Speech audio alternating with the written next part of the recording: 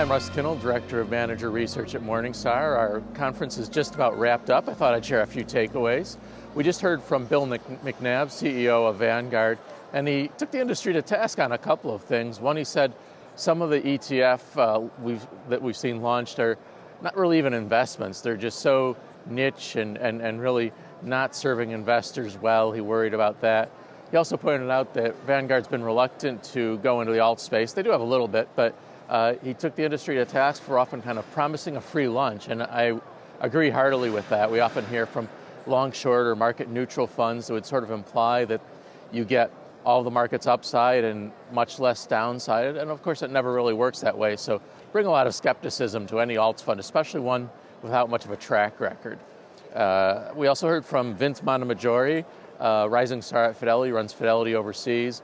He talked about some of his mistakes, and he said one of the key mistakes he's noticed that he's tried to correct for is when he lowers his quality hurdles because a stock is so cheap. And he says he often finds those are disappointing, so he's trying to eliminate that. He's a Warren Buffett fan, so it really makes sense that you put the emphasis on quality and don't reduce those hurdles.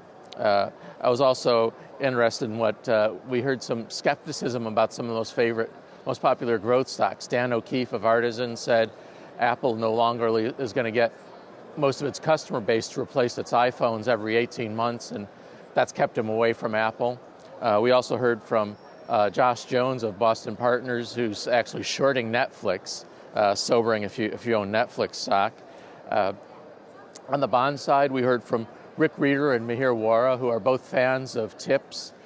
They say they're trading at a pretty good discount. Not that the bond market has a lot of really attractive things to offer, but TIPS might be a good option for your 401k or IRA. I'd stay away from them in a taxable account because of the quirks around taxes and TIPS.